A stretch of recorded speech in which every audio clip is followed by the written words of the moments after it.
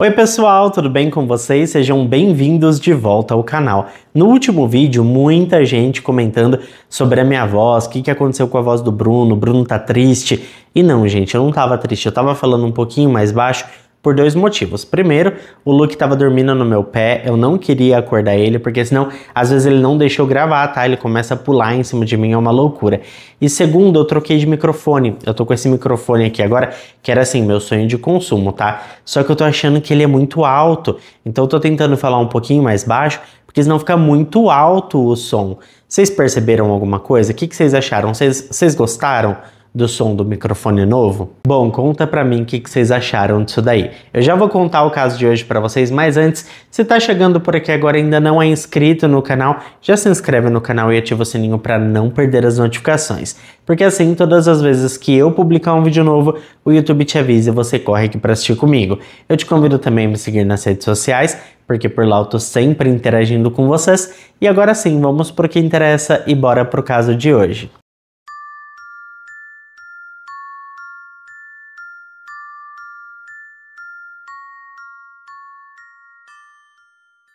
Hoje a gente vai falar sobre um caso que aconteceu em 2018 na cidade de Griffin, no estado norte-americano da Geórgia. Um casal jovem, uma relação de anos e um acontecimento trágico que levantou muitas perguntas. Steven Freeman e Mary Catherine Hagden se conheceram ainda na escola. Sabe aquele tipo de casal que parece ter sido feito um para o outro? Então, gente, esse era realmente o caso deles. E eu vou começar falando para vocês um pouquinho sobre o Steven. O Steven nasceu em 1º de janeiro de 1995. Ele foi criado em Griffin por uma família muito amorosa e muito unida. Ele era aquele cara alto astral, sempre rodeado de amigos e que adorava estar ao ar livre, seja pescando, acampando ou explorando trilhas. A relação dele com a mãe era muito bonita e muito incrível. Quando ela decidiu voltar a estudar, já adulta, ele ficou super orgulhoso, tanto que quando ela se formou, ele escreveu uma carta emocionante agradecendo por tudo o que ela fez por ele e pelo irmão. Foi no período da escola que ele conheceu a Mary Catherine, que era um ano mais velha, e foi aquela coisa de filme, gente. Os dois se apaixonaram rápido e se tornaram inseparáveis. Eles tinham os mesmos gostos, ela também amava a natureza, aventuras e todas essas coisas. E em pouco tempo já era parte do grupo de amigos do Steven. Depois de formados, eles decidiram morar juntos. O Steven arrumou um emprego numa empresa de telhados, enquanto a Mary Catherine trabalhava como assistente de ensino em um jardim de infância. Ela gostava muito de crianças e gostava muito do que fazia. Bom, como qualquer casal, eles tinham os seus altos e baixos. Em alguns momentos, eles chegaram a se separar, mas sempre acabavam voltando um para o outro. As famílias também eram muito próximas, a Mary Catherine era bem-vinda nos jantares de domingo e a mãe do Steven a tratava como se fosse sua própria filha. Nos feriados em família, todo mundo comemorava junto. De fora parecia um relacionamento sólido, construído ao longo dos anos, onde tinha uma integração familiar de ambas as partes. Mas então chegou a data fatídica do caso de hoje, a noite do dia 1º de agosto de 2018, pouco antes das 23 horas. Um chamado desesperado para a emergência e do outro lado da linha uma mulher chamada Mary Catherine. Ela estava histérica, chorando e dizendo que disparou acidentalmente contra o namorado.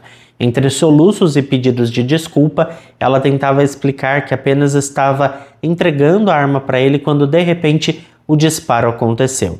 Ela repetia que não sabia que o objeto estava carregado. Minutos depois, uma ambulância e um carro de polícia chegaram à casa do casal. Quando os paramédicos entraram, eles encontraram o Steven caído sobre um colchão na sala.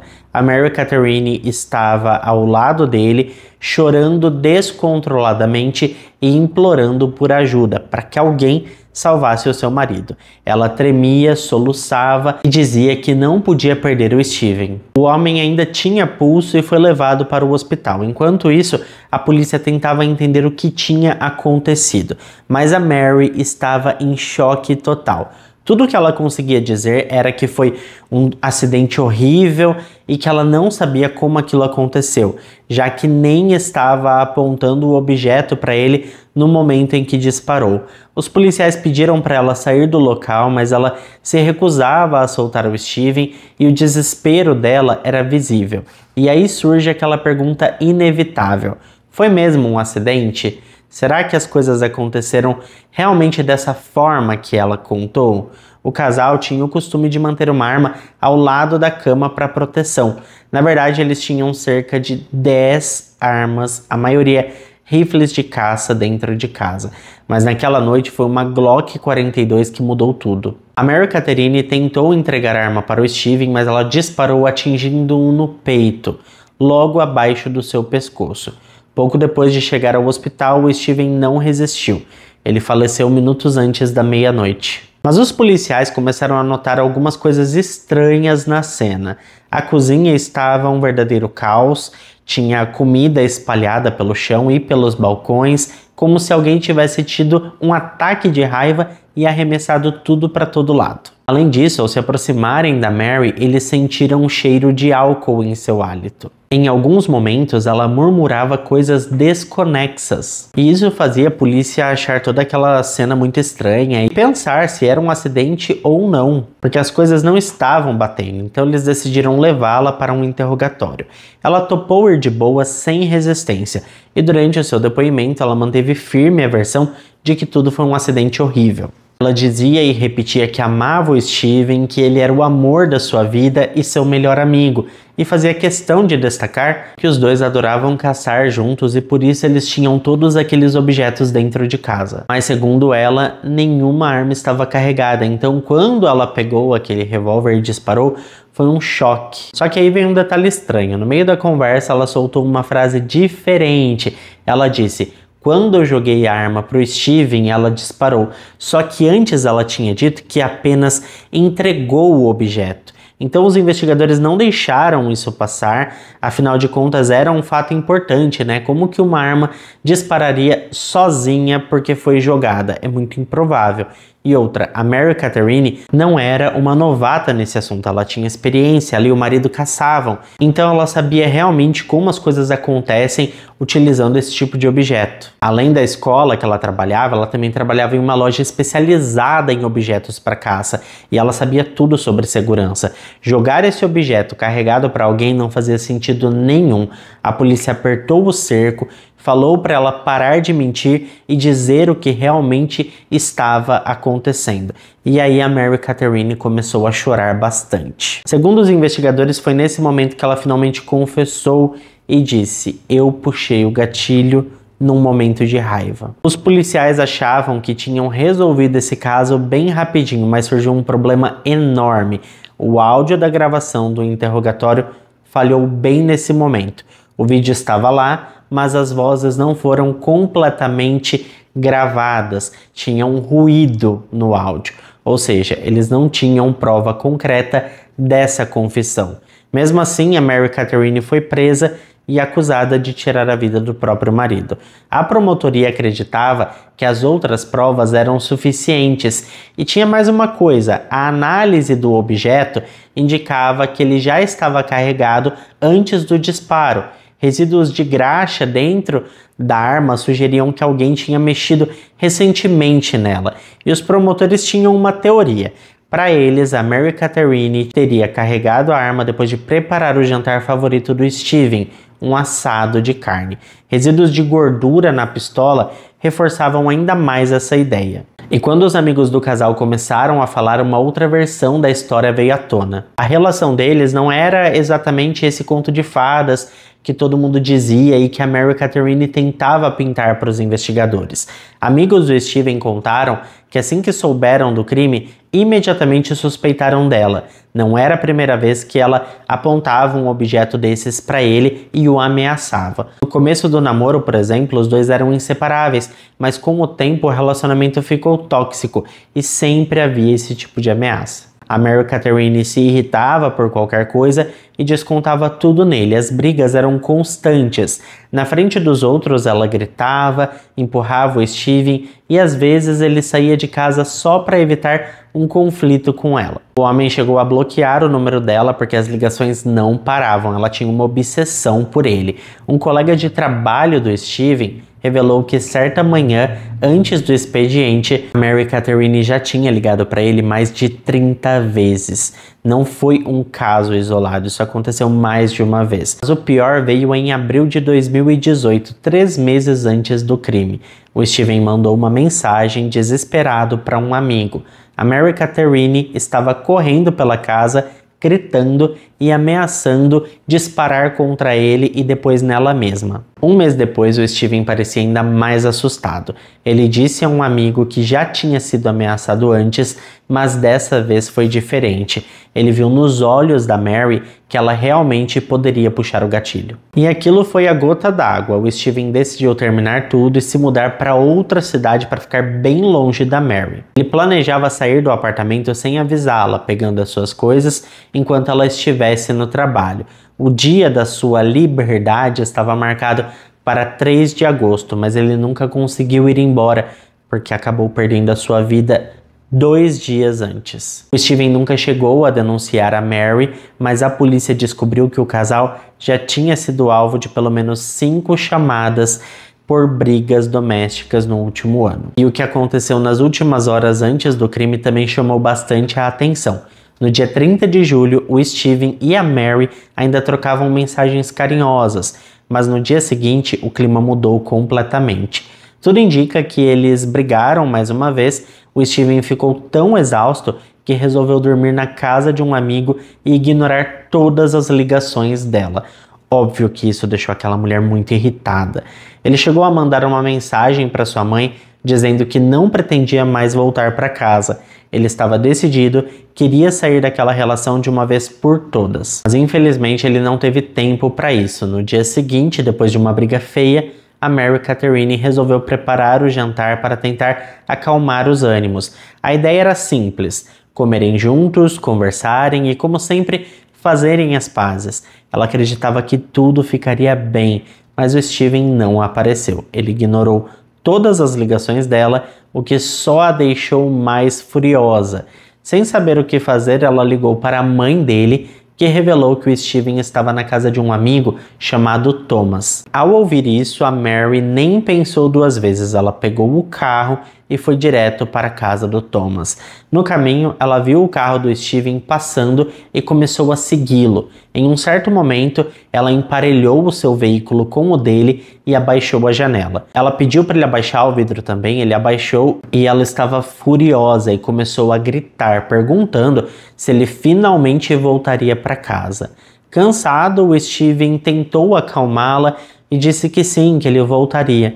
E essa foi a pior decisão que ele poderia ter tomado, porque 2 horas depois ele estava sendo levado às pressas para o hospital em uma ambulância e, como a gente sabe, ele não sobreviveu. No tribunal, a Mary Catherine foi acusada de um crime grave. O Ministério Público até ofereceu um acordo com possibilidade de liberdade condicional, mas ela recusou. Então o julgamento começou no dia 17 de junho de 2019. A promotoria dizia que a Mary Catherine agiu por raiva e ciúmes, sem pensar nas consequências, como se fosse um impulso rápido. Eles apresentaram provas como marcas na arma e manchas de sangue na cama, indicando que o Steven foi atingido enquanto estava sentado e caiu para trás no colchão. Aquele líquido vermelho estava concentrado em um único ponto, o que reforçava essa teoria. Amigos e familiares do Steven testemunharam, dizendo que o relacionamento dos dois era bastante tóxico. Eles brigavam o tempo todo e a Mary Catherine já havia ameaçado o Steven antes. Para eles, ela era possessiva e muito controladora. Além disso, a promotoria destacou que a Mary Catherine mudou a sua versão dos fatos 6 vezes, mas no tribunal ela decidiu contar uma nova versão. Ela disse que agiu em legítima defesa. A defesa argumentou que o Steven não era quem todos achavam. Segundo o advogado da Mary, ele era agressivo, manipulador e perigoso. Ele controlava o que ela vestia, como se comportava e até o que ela comia, porque ele não queria que ela engordasse. Ele também ficava de olho nos gastos dela e queria saber onde ela estava o tempo todo.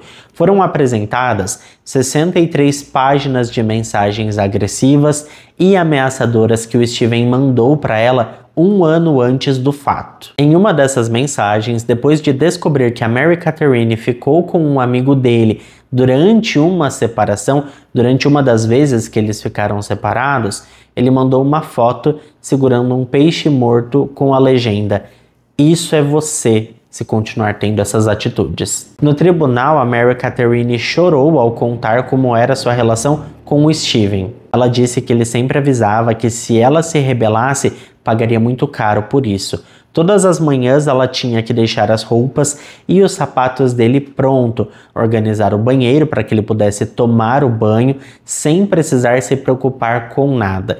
Ela também contou que ele a acusava constantemente de traição, o que levava a discussões intermináveis. E quando terminavam, na verdade, era com ele voando em cima dela, apertando ali o seu pescoço, sacudindo a mulher, até que ela simplesmente não aguentasse mais, começasse a chorar e aí ele a largava. O seu advogado leu mensagens dele em voz alta, incluindo frases como: "Quanto mais você falar, pior vai ser para você quando eu chegar em casa." Uma outra mensagem dizia: "Estou com saudades, estou indo para casa, isso pode acabar mal para você." E a pergunta que ficava no ar é: o que significava acabar mal? A Mary Catherine explicou que o Steven falava de um tal de Red Room, um quarto vermelho, um espaço onde ele praticava coisas mais agressivas. Segundo ela, ele a amarrava e privava a mulher de oxigênio. Chorando muito, ela contou que em 2 ocasiões ele foi longe demais e não parou mesmo quando ela pediu.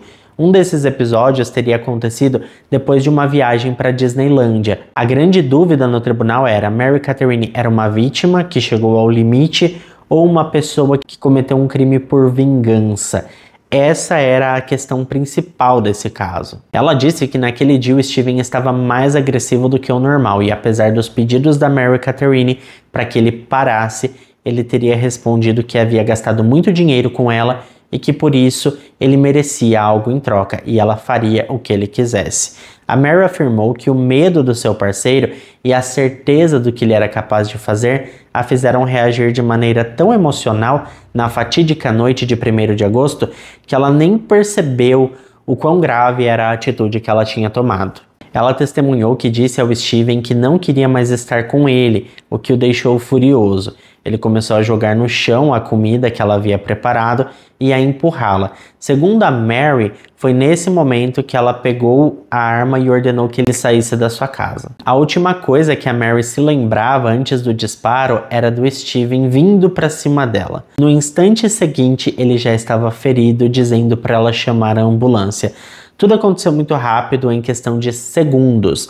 Ela insistia que não queria machucá-lo e que nunca teve a intenção de tirar a sua vida. Mas se ela não tivesse tomado aquela atitude, talvez ela não estivesse ali para contar aquela história.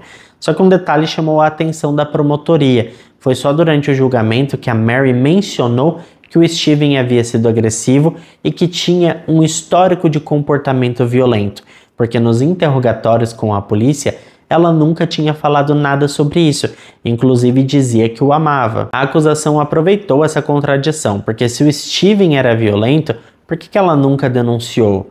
A Mary respondeu que sempre se culpava por tudo e achava que deveria se esforçar mais para não irritá-lo. Sobre os interrogatórios, ela disse que se sentia envergonhada demais para contar aos investigadores tudo o que tinha acontecido e sobre o que ela sofria. Ela descreveu um relacionamento cheio de exigências. O Steven queria tudo no lugar, roupas dobradas, sapatos alinhados, chuveiro pronto, toalha limpa, tudo do jeitinho que ele queria, todas as mordomias como ele queria. E ela tinha que ser a sua serviçal e fazer tudo que ele mandasse, sem questionar. Uma outra mensagem que foi apresentada no tribunal era uma mensagem onde o Steven dizia: "Olha, tô morrendo de saudade, já se prepara que hoje não vai ser bom pra você." Nessa mensagem, a Mary disse que ele estava se referindo ao que aconteceria no tal do quarto vermelho, que ele faria coisas horríveis com ela, que ela teria que aceitar e não poderia reclamar. A verdade é que todo mundo já estava comprando a história da Mary, tá? De que ela realmente era uma vítima. Só que uma grande reviravolta estava por vir quando a promotoria revelou uma informação que chocou o tribunal.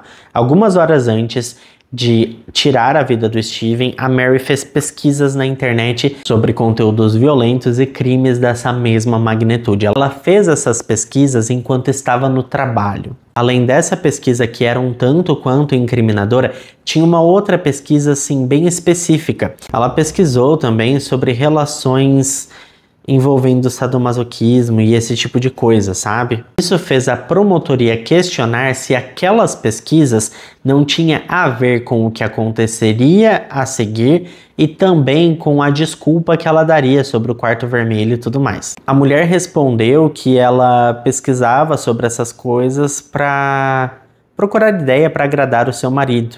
A irmã da Mary também testemunhou e ela disse que já tinha visto marcas nos braços dela e que certa vez chegou a perguntar para Mary se o Steven a segurava com força. No entanto, ela não quis responder. A promotoria também achou estranho que não tinha nenhum boletim de ocorrência, nenhum exame médico, nada que comprovasse essas agressões. A partir desses detalhes, o caso tomou um rumo ainda mais complicado, porque o júri estava confuso se a Mary Catherine realmente estava se defendendo ou se o Steven nunca teve chance de reagir, se ele nunca fez nada de mal para ela e aquilo tudo não passava de uma vingança porque ele queria deixá-la. Mas a defesa dela realmente insistiu que tudo foi um ato de legítima defesa. Um especialista testemunhou dizendo que a Mary mostrava sinais da síndrome da mulher maltratada. Segundo ele, ela teria desenvolvido uma resposta psicológica ao relacionamento abusivo que vivia, onde acreditava que não tinha saída e que ela realmente era a errada na história. No entanto, a promotoria trouxe um especialista para rebater, afirmando que não havia provas concretas de que ela era vítima de abuso ou sofria de qualquer tipo de síndrome. O grande furo da promotoria, na verdade, era em ter perdido a peça-chave da investigação, que foi a gravação do interrogatório onde ela supostamente confessava o crime. E eu digo supostamente porque ninguém ouviu essa gravação.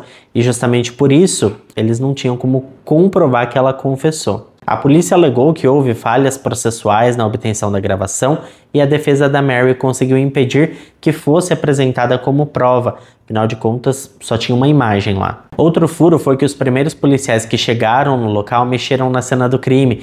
Eles encontraram a arma do lado do corpo, mas ao invés de fotografá-la, eles colocaram dentro de um saco de papel, alegando que era uma evidência que eles precisavam coletar. Eles disseram que queriam evitar que a Mary Catherine, que estava em choque, pegasse o objeto e fizesse algo de ruim para si mesma. Outra falha grave foi o celular do Steven, que nunca foi devidamente analisado. Se haviam mensagens ou registros que pudessem mostrar o que aconteceu antes do disparo, nunca saberemos, porque aparentemente o aparelho foi descartado antes deles conseguirem melhores informações.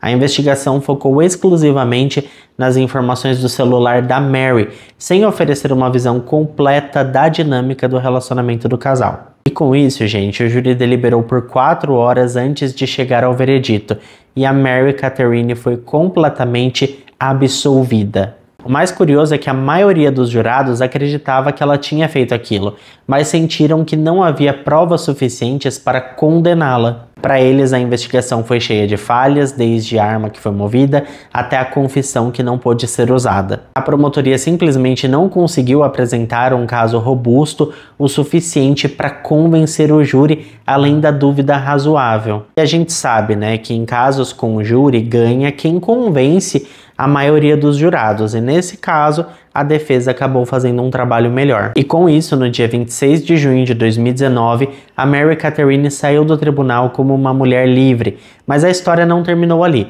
A decisão chocou os amigos e a família do Steven, que sentiram que a justiça falhou. A mãe dele, completamente devastada, se tornou uma voz ativa contra a violência doméstica, lembrando ao mundo que esse tipo de situação pode acontecer com qualquer pessoa. independente de gênero. Para ela, o filho foi tratado como um detalhe no caso, enquanto a Mary Catherine recebeu toda a atenção. Parecia que tudo era sobre ela e não sobre a morte do seu filho. Até hoje, há quem questione a absolvição da Mary. O caso levanta questões complexas sobre a justiça, investigação e como a percepção pública pode influenciar um julgamento. A Mary seguiu com a sua vida e aparentemente apagou o passado, mas o nome dela sempre será lembrado nesse caso controverso, porque embora ela tenha convencido o júri de que era inocente, nem todos acreditam nisso. E sempre haverá uma dúvida sobre a sua verdadeira inocência. E é claro que eu quero saber a sua opinião, então deixa pra mim aqui embaixo nos comentários o que você pensa sobre tudo isso. Muito obrigado a quem ficou até aqui comigo. Se ficou até aqui, não esquece de deixar o seu like, que ajuda muito na divulgação do canal. Eu fico por aqui, um beijo pra todos vocês e até o próximo vídeo.